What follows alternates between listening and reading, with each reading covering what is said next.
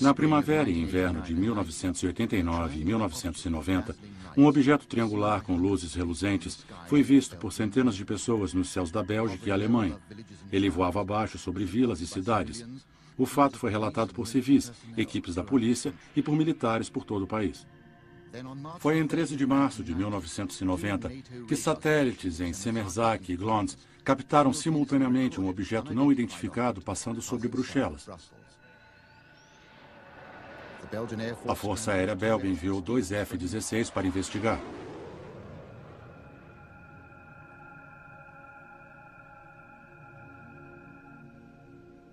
Seus radares localizam o objeto em forma de diamante, que de repente desce 1.300 metros em 1 segundo. E quando chega abaixo de 200 metros, ele desaparece das telas dos radares. A Força Aérea não teve explicações. Um cientista sugeriu que os pilotos estavam perseguindo um raro fenômeno atmosférico. Mas a perseguição, que durou 25 minutos, foi captada por pelo menos 5 telas de radares, e os relatos de centenas de testemunhas oculares permanecem.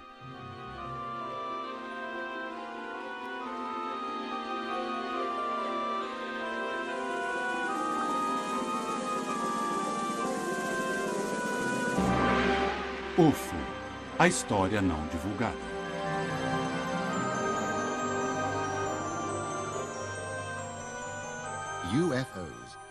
UFOs, nós trazemos a eles nossas expectativas do que podem ser, o que querem. Desde o início da história, que experiências sobre os UFOs têm ido do extraordinário ao manifesto do absurdo. Se pudermos acreditar nos relatos, eles já são objetos de curiosidade. E cada ano, várias centenas de pessoas planejam se aproximar de uma experiência com o UFO.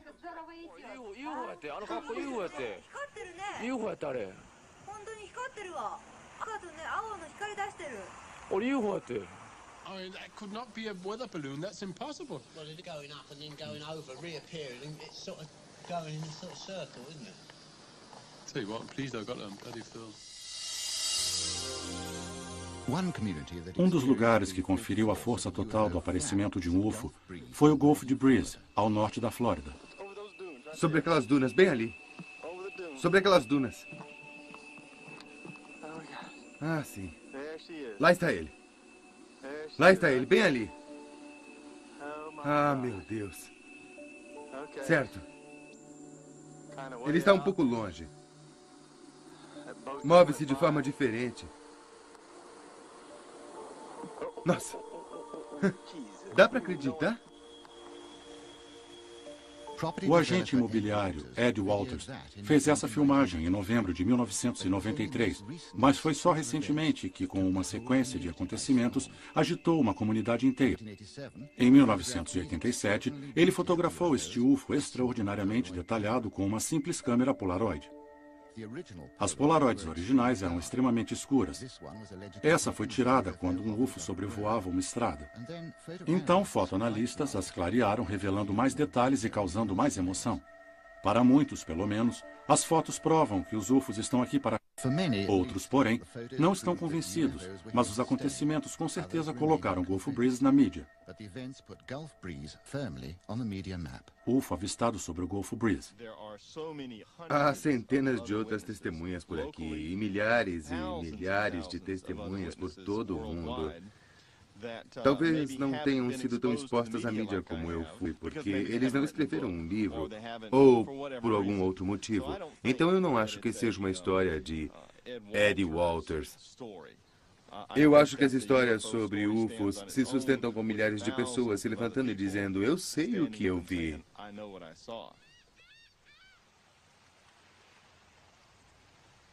Com o fim da base naval no mar da região, a grande imensidão do céu de outono se torna ideal para entusiastas fazerem um dinheiro em Golfo Breeze e proximidades de Pensacola.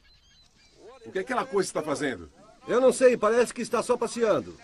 Eu estou vendo 2 deles. Estão se movendo para o oeste, bem devagar. O que está acontecendo lá em cima? Tem 2 deles. Olhem! Olhem! Olhem!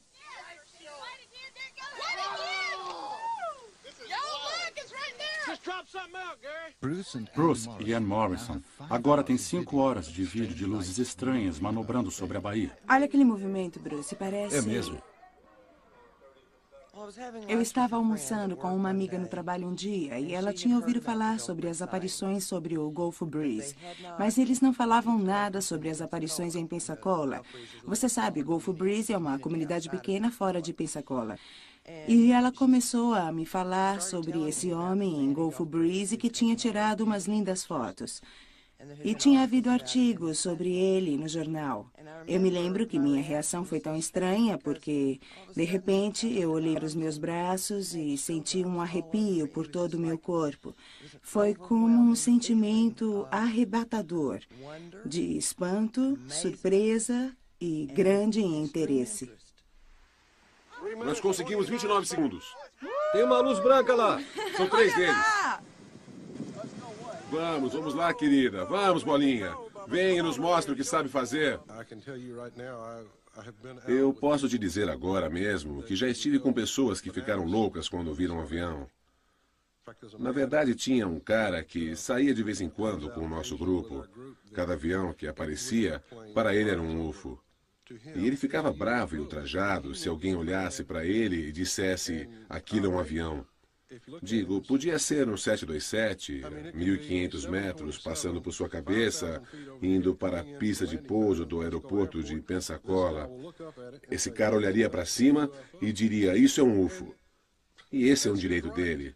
Mas eu sei o que eu vi. Eu sei o que está no meu filme. E se você quiser acreditar, ótimo. Se não quiser, ótimo também.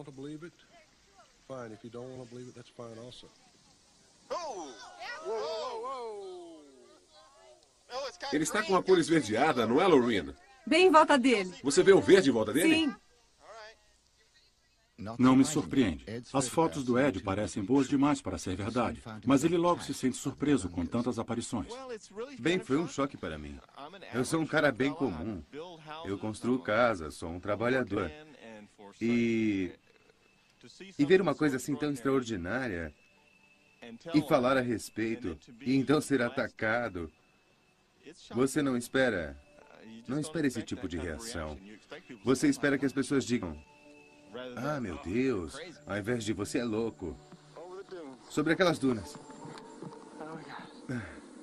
Bem ali.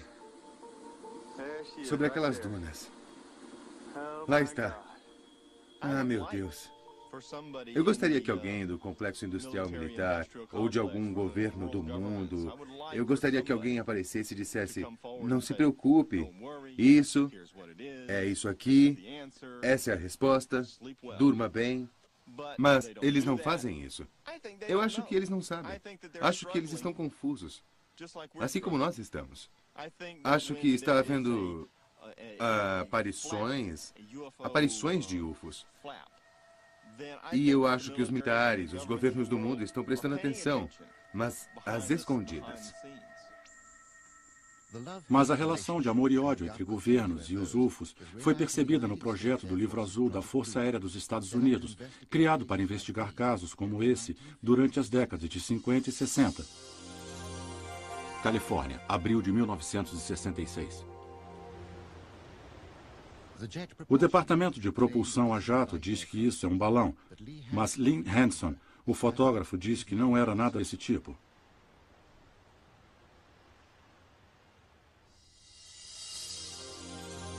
Utah, julho de 1963. Conforme James Walters dirigia por Monument Valley, um objeto brilhante passa seguido por um outro segundos depois. Em câmera lenta, o objeto parece se contrair e expandir.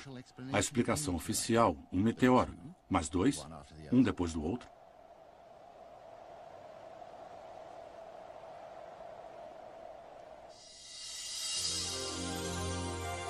Montana, agosto de 1950. 2 outros clássicos filmes de UFOs foram estudados pelo projeto do Livro Azul. Esse foi filmado próximo a Great Falls, em Montana. E esse, nos céus de Utah.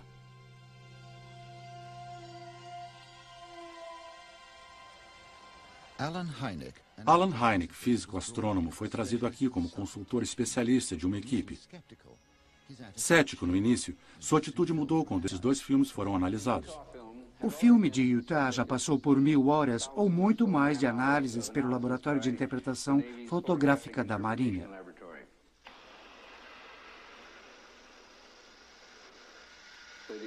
Dependendo da natureza ou da qualidade do filme, eles pedem que ele seja rodado várias vezes. Baseados em suas análises detalhadas do filme de Utah, eles concluíram que o objeto mostrado no filme não pode ser um pássaro, balão, avião ou coisa assim, mas, na verdade, algum objeto luminoso não identificado. Apesar desse resultado, a equipe o rejeitou e concluiu que os objetos eram pássaros. Eles não podiam ser identificados, mas só podiam ser pássaros. Eu me retirei da reunião e da sala com uma sensação que a equipe tinha deliberadamente se movimentado para desmoralizar o assunto todo, para não dar a atenção científica que ele merecia.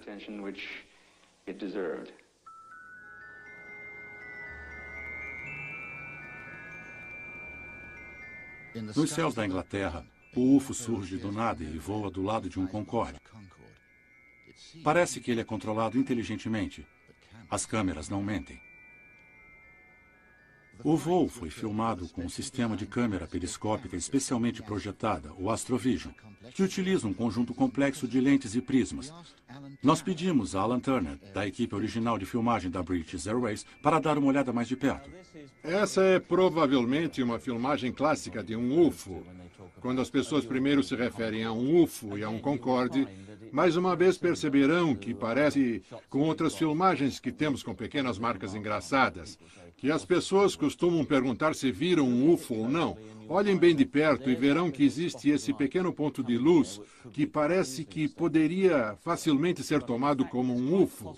Mas, na verdade, é bem possível que o Sol, que está do lado esquerdo, atingiu o elemento frontal do sistema de periscópio do Astrovision, causando, é claro, um reflexo interno. Vocês podem ver que, conforme a câmera se mexe, aquele pequeno ponto também se move. Ele não é um UFO.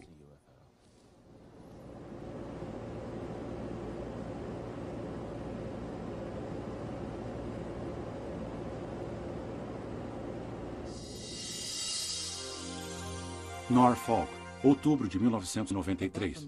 Acima dos céus do norte, 3 pescadores filmaram um UFO em forma de diamante. Poderia ser um avião ou balão meteorológico, mas o céu estava bem azulado e completamente claro. 3 meses antes, ao lado do Mar Negro, um turista filmou isso. Parecia uma coincidência extraordinária, até conhecermos Simon Nash, da Panasonic. Essa é uma íris motora básica. E o princípio dela é regular a intensidade de luz que entra na câmera. E ela se abre em cenas ao alvorecer ou em cenas com pouca claridade. E se fecha em cenas de grande intensidade ou muito claras. Nós não sabemos com certeza o que é esse objeto no céu. Pode ser um reflexo de um avião ou alguma outra fonte de luz. Mas conforme damos um zoom na imagem, você pode ver claramente aqui a forma do elemento da íris, que fica na parte interna da câmera. Parece ser causada por um reflexo de luz entrando pela frente da câmera, refletindo-se entre os elementos das lentes. E é claro, um dos elementos entre as lentes é a íris motora. A íris toma essa forma característica, o que frequentemente acontece. É quando você olha diretamente ou indiretamente em direção ao Sol. Mas a imagem no início da fita é bem incomum e é algo que não pode ser explicado pela tecnologia câmera normal. Durante esses 30 anos, mais de 8.000 aparições de UFOs foram relatadas a um departamento especial no Ministério de Defesa britânico. Por volta de 4% ou 400 deles continuam não identificados. Nick Pope é um dos homens do Ministério. O mais importante é que 95%, eu diria, dos casos relatados podem ser facilmente explicados. Há provavelmente uma estimativa por volta de 5% que parecem não ter uma explicação, e é claro que continuamos atentos, mas dizendo isso não significa que só porque algo parece não ter explicação, na verdade ele não poderia ser explicado no dia seguinte.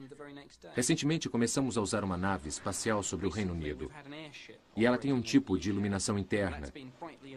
Bem, quando ela é vista de perto, nota-se que é uma nave espacial. Mas quando é vista de longe, Ela aparece com um objeto luminoso em forma de charuto. E é claro que isso tem gerado um aumento de relatos sobre UFOs.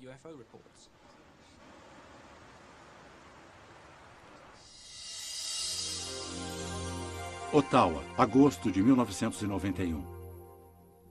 Muitos relatos continuam a desafiar uma explicação racional. Em um vale próximo a Ottawa, o objeto à direita foi aparentemente visto por mais de uma dezena de pessoas. A Polícia Montada Real canadense disse que, na verdade, era apenas um helicóptero, mas o Departamento de Defesa canadense disse que não havia nenhum helicóptero na área.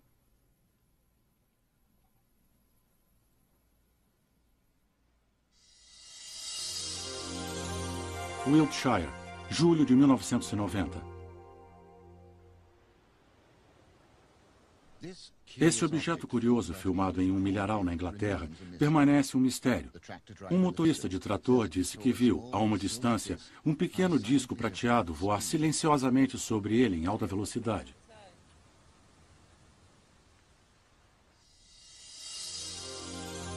Wisconsin, agosto de 1992.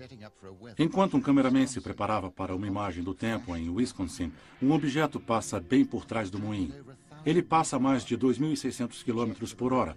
Ele checa com a base aérea local e com a rede de defesa, mas eles não tinham nada a relatar.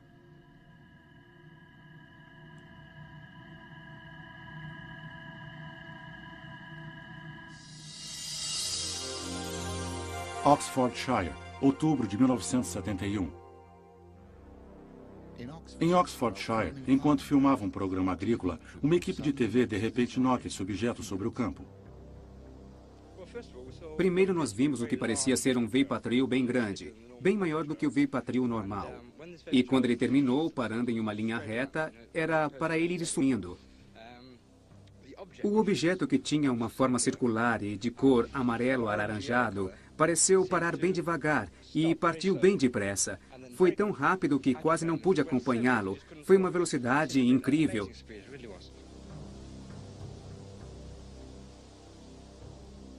Primeiro achamos que era um Veipatril que apareceu de repente. E a linha no céu depois do Veipatril que apareceu também era visível. Então, se não fosse isso, ele teria passado sem que o notássemos. Mas então o próprio Veipatril soltava uma fumaça encaracolada, como se o objeto que estava partindo estivesse mesmo girando. E olhando para o objeto, dava-se para ver a olho nu que ele estava mesmo girando. Era laranja e redondo.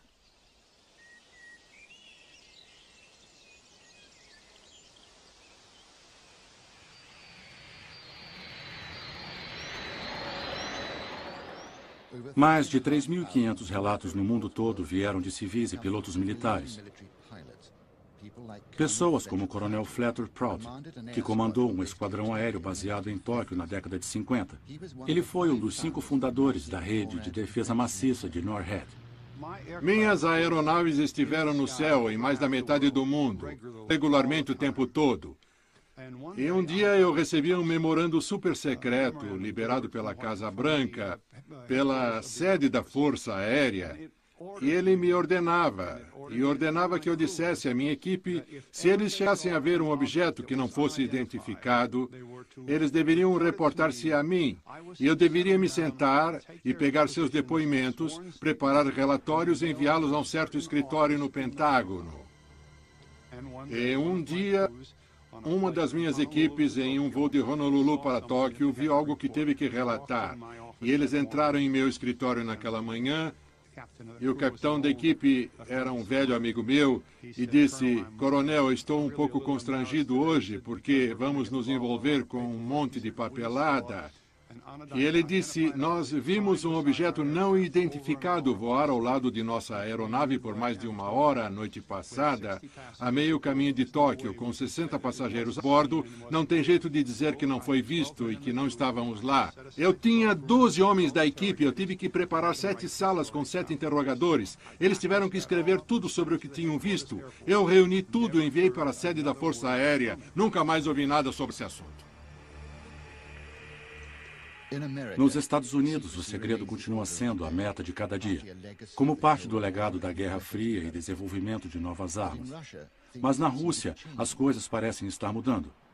Foi dado a nós um acesso único sobre assuntos de natureza militar da ex-União Soviética, que não mostravam apenas testemunhos, mas também discutia projetos de pesquisa ligados a incidentes com UFOs. Agora, centenas de relatos são enviados a grupos de UFOs e autoridades militares.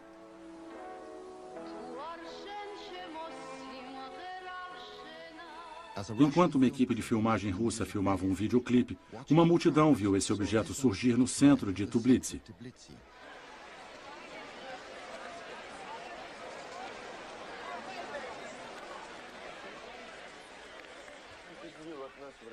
Em Moscou, um oficial da KGB e sua família filmaram um grupo de luzes não identificadas. Até recentemente, as pessoas não ousavam relatar UFOs e nem pensavam revelar cenas como essas.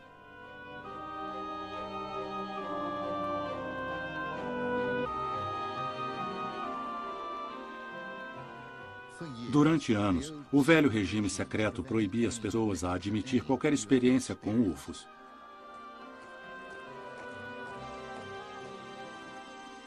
Agora, pela primeira vez, o major-general Boris Surikov foi capaz de nos contar sobre um objeto não identificado visto durante a Segunda Guerra Mundial. Quando se aproximou, ele bagunçou todo o sistema elétrico, ocasionando um maciço ataque aéreo. Para salvar o avião, eles colocaram no módulo de segurança. Eles relataram que a missão foi um completo sucesso por temerem represálias. Parecia com alguma coisa assim. Aqui saía fogo. Essa parte era vermelha. A cúpula era iluminada. E ele voava a uma grande velocidade. Iluminava o céu à sua volta. Parecia com um pequeno alvorecer. No centro havia um estranho objeto voador. Ele não parecia em nada com um avião antidetonação. O diâmetro das chamas da explosão de um avião antimíssil é de 10 metros. Esse era maior e mais comprido do que um dos nossos aviões ou qualquer um outro. Eu acho que era 2 vezes maior. Não do tipo de coisa que nós ou os americanos lançam ao espaço. Um dos incidentes que revolucionou o pensamento dos militares russos sobre UFOs aconteceu em 20 de setembro de 1977 em Petrozavodsk, na fronteira final da Rússia. Mais ou menos às 4 da manhã, mais de 170 testemunhas, incluindo 20 guarda-costas e policiais, avistaram um grande objeto reluzente soltando raios de luz. Ficou sobrevoando a cidade por 15 minutos antes de seguir em direção da fronteira final. Mas ele foi visto em uma grande área por pelo menos 4 horas antes disso. O coronel Boris Sokolov, chefe da equipe de investigação do Ministério da Defesa. Mais tarde, depois de ter lido o relatório, descobri que um grande grupo de militares tinham testemunhado o acontecimento. Aproximadamente centenas de quilômetros distante de Petrozavodsk, em uma de nossas fronteiras. Quando eles tentaram relatá-lo, usando a comunicação de campo comum, eles tinham telefones e linhas a cabo, rádio e ondas curtas, mas nada funcionou. Depois do incidente, que durou por várias horas por toda aquela área, e por um curto período de tempo na área da fronteira, toda a comunicação foi totalmente restabelecida repentinamente. Esse acontecimento preocupou tanto os militares que, pela primeira vez, eles e os cientistas iniciaram um projeto de pesquisa de fundo único estadual. A Academia Russa de Ciência e o ministro da Defesa em Moscou foram capazes de reunir uma potencial força observadora de 6 milhões de tropas. Era um número enorme que nunca mais será repetido. E durou 10 anos e toda a União Soviética estava envolvida. 1/6 do globo.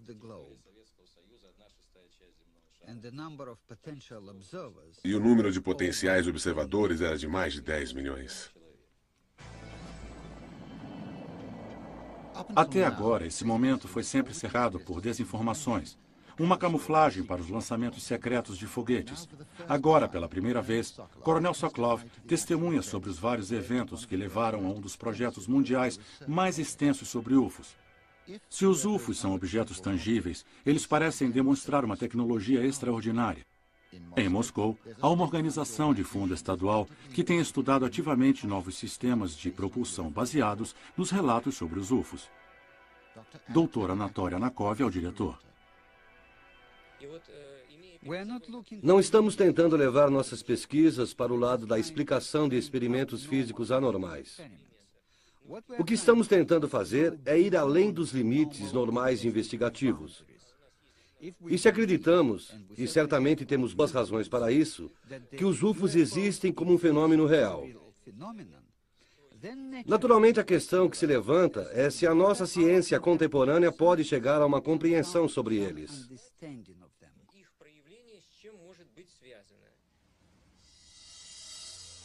Apesar da abertura dos arquivos russos, o ministro da Defesa britânico ainda nega o evento que ocorreu em 1980, aqui em Woodbridge, na base da Força Aérea da União América Britânica.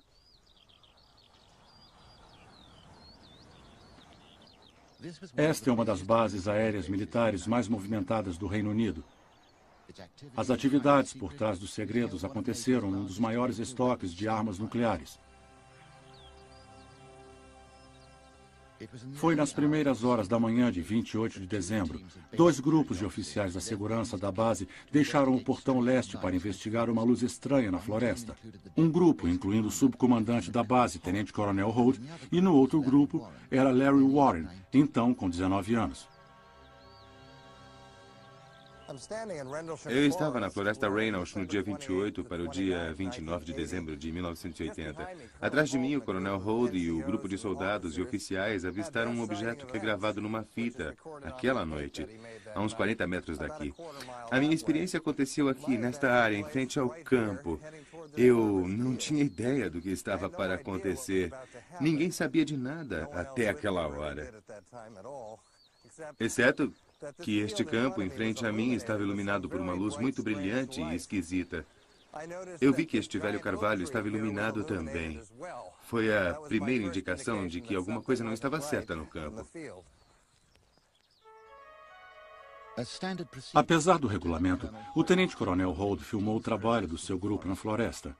Enquanto mediam o nível de radiação, eles localizaram alguma coisa entre as árvores. As vozes que ouvirão são da fita verdadeira. A filmagem é uma reconstituição. É uma luz estranha, pequena e vermelha. Parece estar a uns 6 minutos, talvez um pouco mais longe. Vou desligar. Está a aproximadamente 120 graus de onde estamos. Ela está voltando de novo? Sim, senhor. Eu vou apagar os flashes, então.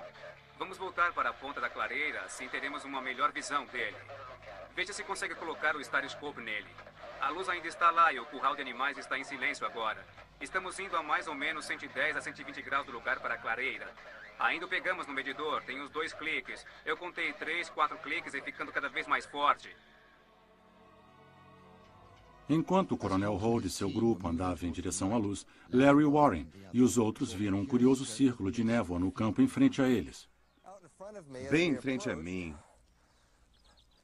quando nos aproximamos, eu pude ver, enquanto estávamos olhando aqui, uma névoa no chão. Tinha outras pessoas da guarda de segurança da Força Aérea em volta deste campo. Ali na frente tinham 2 câmeras. Uma era uma câmera portátil e a outra era uma câmera de filmagem fixa. Naquela época, a câmera portátil não era tão avançada tecnologicamente, mas pude identificá-la, que era uma delas. Tudo o que eu vi neste campo foi documentado em filme naquela noite. A maioria em fotografias e um pouco em filme. Não tem dúvida quanto a isso. O que eu vi... Eu andei até a área onde estava a névoa e podia-se ver claramente um círculo aqui. Depois de ver este objeto no solo, uma bola de luz vermelha veio até aqui. Eu pensei que fosse um táxi aéreo 810 vindo de Aldeburgh até Woodbridge, atrás de mim a uns 1.600 metros. Ela veio para esta área perto das árvores, parou em cima do círculo de neblina como se ela fosse um objeto no solo. Dispersou-se e explodiu num cone quente e silencioso. E o que aconteceu depois foi uma transformação de alguma forma liberada da estrutura do objeto. Ele tinha 9 metros de base, 6 metros de altura e 2 fachos de luz azuis na base e uma aura colorida em torno dele. E era muito difícil olhar direto para ele. Para mim, a pior parte foi quando o objeto sumiu, quando houve a transformação. Eu não sei como. Algumas pessoas fugiram para este bosque pelo campo e nos deixaram aqui. Não corremos talvez por causa do choque, mas acho que foi a radiação ou por ter ficado preso ao chão. Estamos a 140, 180 metros do lugar e o resto está mortalmente calmo. Sem dúvida nenhuma, só tem algum tipo de luz vermelha em frente. Eu vi uma cor amarela nela também. Estranho. Parece que ela virou um pouco para este lado. Está brilhando mais do que antes. Está vindo para cá. Certamente ela está vindo para cá. Pedaços dela estão explodindo. Não tenho dúvidas quanto a isso. Isso é muito estranho.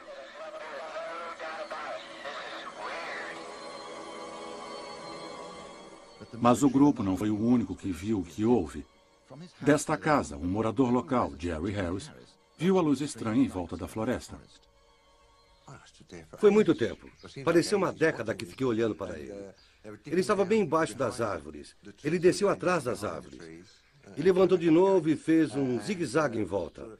Eu pensei, ele vai cair na floresta, porque ele ia para lá e para cá. Ele está vindo em nossa direção agora. Eu ouvi este barulho vindo da base. Eu ouvi vozes gritando. Eu não ouvi o que eles estavam dizendo, porque estava longe. Parecia vir na minha direção. Eu também ouvi carros andando ali por perto. Bem, eu acho que ninguém podia inventar isso, mesmo que fosse muito criativo. No entanto, eu não sei o que ganharíamos para continuar a mentir durante 14 anos. Quando certamente nós temos contas para pagar, uma vida para viver, outros interesses. Sabe, eu não acho que inventaram tudo isso, nem as evidências. Podem até me tirar da história, mas ainda assim terá a história. Ela não vai desaparecer, ela nunca vai desaparecer. A severa segurança do campo não deu qualquer explicação logo depois do incidente. A luz desse farol a 10 quilômetros de distância foi uma explicação. Outra também, como um meteoro, carros de polícia e estrelas cadentes. As filmagens e as fotografias nunca foram liberadas, mas uma informação ainda permanece. O relatório do Coronel Holt, que tem comprovado a sua autenticidade pelo ministro da Defesa britânica. É uma luz estranha, pequena e vermelha. Parece estar a uns 6 minutos, talvez um pouco mais longe. O relatório foi liberado 3 anos depois, pressionado por Warren e os outros, usando a Lei Internacional de Liberdade de Informação. Está vindo para cá. Certamente ela está vindo para cá. Pedaços dela estão explodindo. Não tenho dúvidas. Isso é muito estranho. Eu não estava na época em Woodbridge, onde o evento aconteceu, então não posso ter certeza do que houve. Talvez não haja explicações do que houve aquela noite, mas quando não temos evidências de perigo em tudo que está envolvido, então algo pode ficar sem explicação. Mas não é necessariamente conduzida ao serviço público.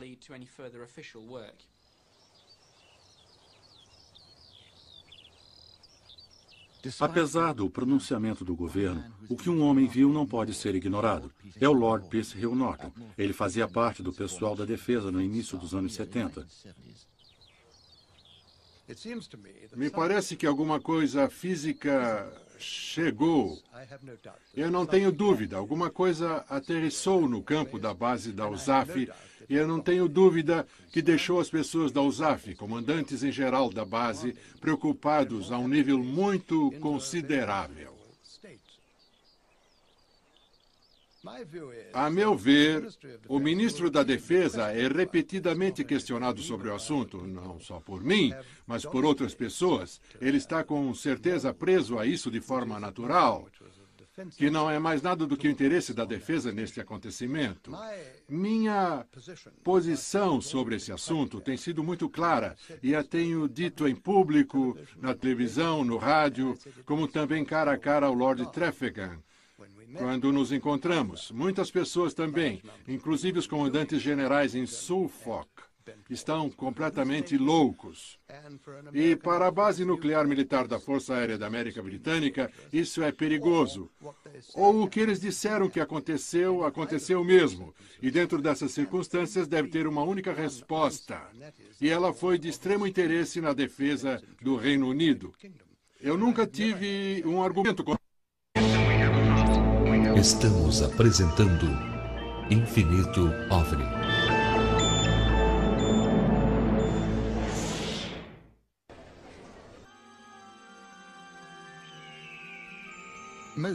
A maioria dos relatos de UFOs foi feito por pessoas comuns e quase sempre o acontecimento foi profundamente traumático. E mais traumático ainda é essa máquina de sigilo e as atitudes tomadas para negar, ridicularizar e até mesmo ameaçar aqueles que passam por uma coisa fora do comum. Como uma pequena comunidade que descobriu que um UFO caiu em Roswell, no Novo México. Eles me disseram, você não viu nada, não houve queda nenhuma. Você não vai à cidade nem a lugar nenhum dizer que houve uma queda. Ele disse, você pode ter muitos problemas. Eu estava meio tonto, meio doido, mas a situação lá era muito irregular. E eu disse, ei senhor, você não pode fazer nada comigo. E ele disse, oh sim, podemos colocar seus ossos embaixo da terra. Raf captura disco voador numa fazenda na região de Roswell. O caso da queda da nave com ocupantes alienígenas tornou-se uma história clássica de UFOs. No dia 2 de julho de 1947, em Roswell, Novo México, uma extraordinária quantidade de peças metálicas foi encontrada por M.C. Brazel, enquanto estava olhando seu rebanho de ovelhas.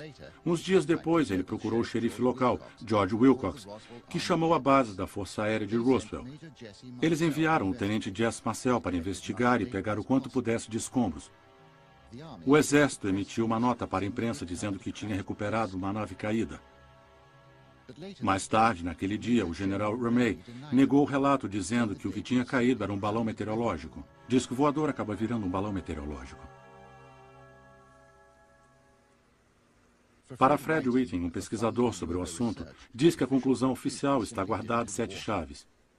E como pesquisa, ele gravou relatos de testemunhas sobreviventes e seus familiares.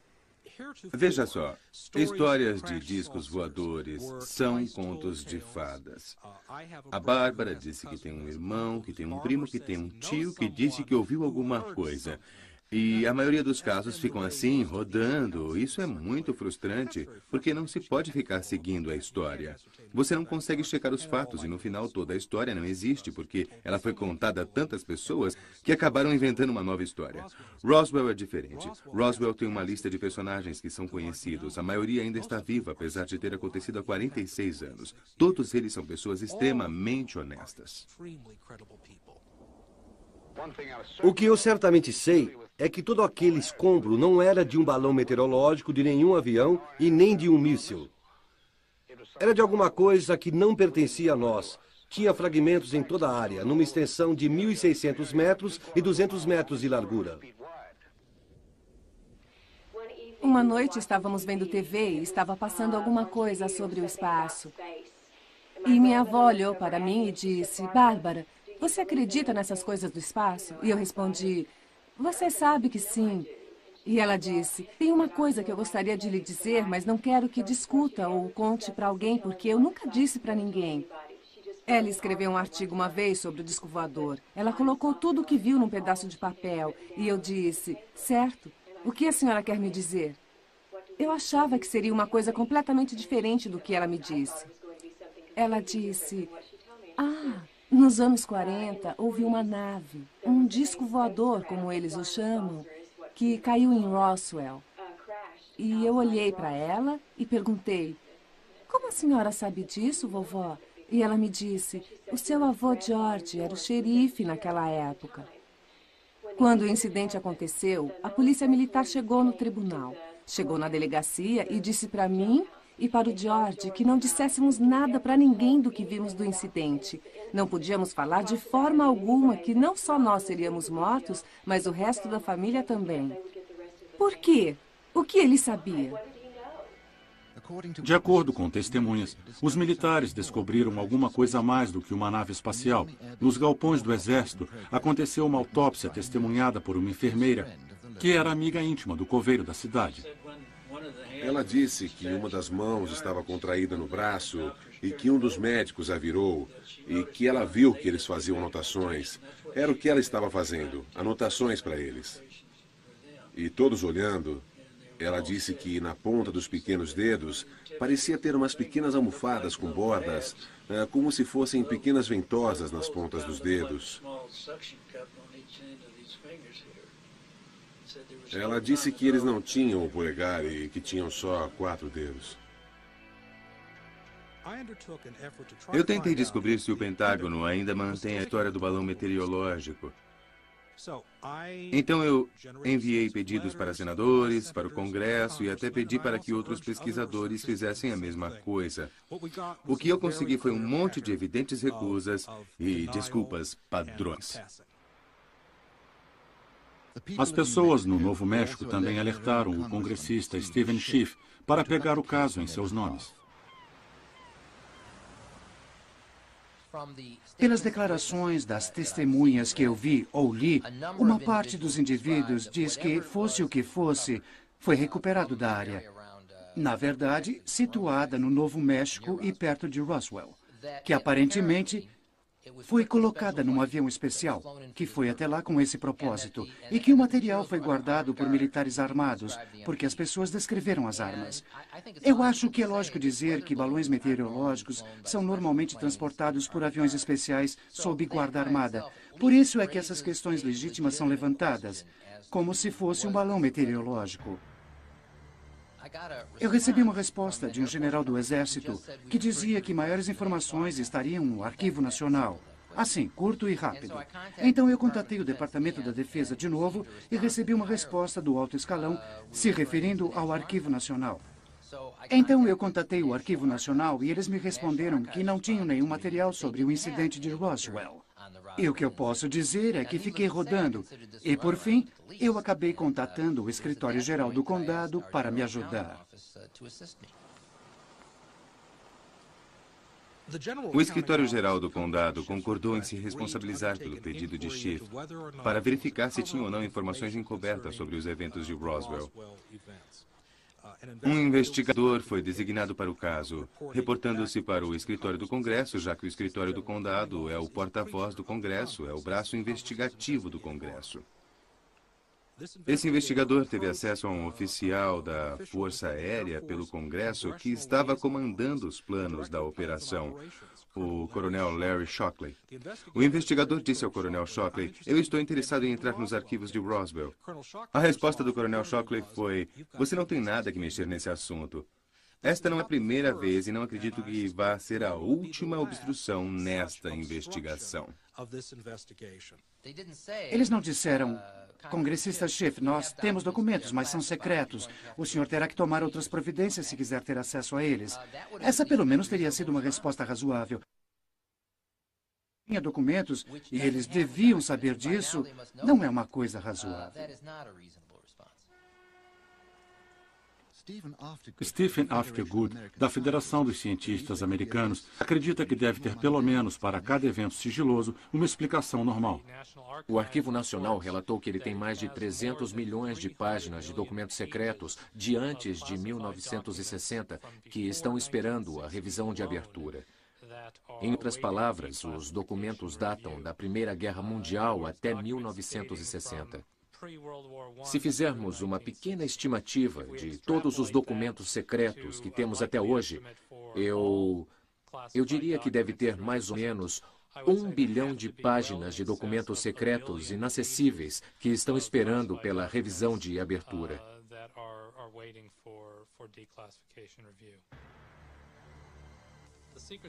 O sistema secreto está se tornando comum. Nós consideramos que muitas informações não são genuinamente delicadas e, ironicamente, nós não estamos protegendo os segredos genuinamente delicados adequadamente. O incidente de Roswell, em particular, tem sido uma história persistente, porque tem tido muitas controvérsias do governo. E, acima de tudo, porque ainda tem grande quantidade de documentos do governo mantidos em sigilo por mais de 45 anos depois do evento. Eu acho que os relatórios do governo sobre todo este episódio já demoraram tempo demais para serem abertos. E as pessoas têm todo o direito de exigir que alguma coisa seja feita.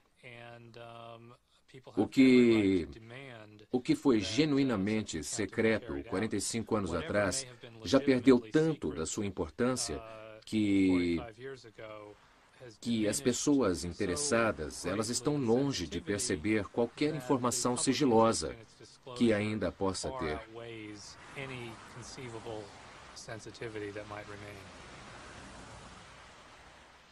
Agora o que precisamos fazer é estabelecer na mente dos congressistas o que eu já estabeleci na minha e nos Estados Unidos e também para o resto do mundo, que tem mesmo informações escondidas. Por que razão? Nós só podemos especular. Para que fim? Não temos a menor ideia. Mas o mais importante é que o nosso governo não está sendo receptivo com seus cidadãos, que querem apenas saber dos fatos. Eu acho que seria um grande passo a ser conseguido por algumas pessoas do incidente inexplicado para o esclarecimento que enfoca as entidades extraterrestres que, de alguma forma, agem na Terra. Eu pessoalmente, não conheço nenhuma evidência que apoie isso, mas certamente tem uma vasta quantidade de documentos do governo de fenômenos de objetos não identificados de um tipo ou de outro.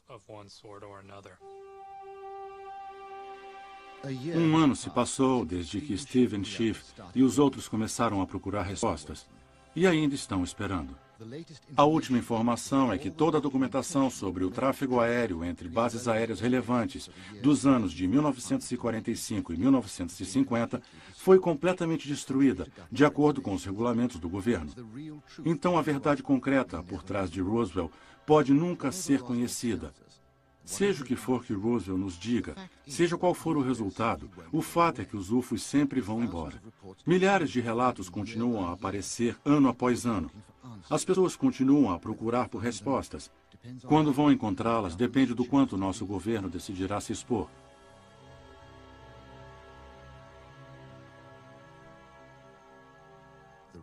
O regime do sigilo é um legado da Guerra Fria.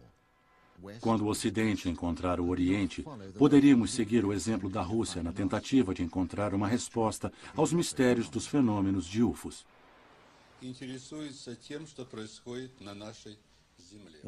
Nós acreditamos na possibilidade dessas criaturas serem superiores a nós, interessadas no que acontece na Terra.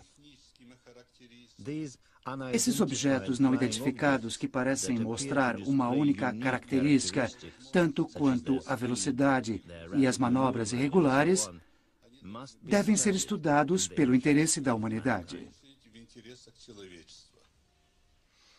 Eu não concordo com a visão de alguns ufologistas de que são apenas visões. Eu acredito que, sem dúvida, tem alguma coisa, ou várias coisas, ou mesmo diferentes tipos de coisas na atmosfera que pode ser físico e que possam aterrissar, que podem ser tocados ou vistos em fotografias. E é claro que há pessoas que dizem que isso já aconteceu. Eu espero que um dia nós descubramos o que é isso tudo. Mas todo mundo gosta de um mistério. E eu acho que algum dia saberemos.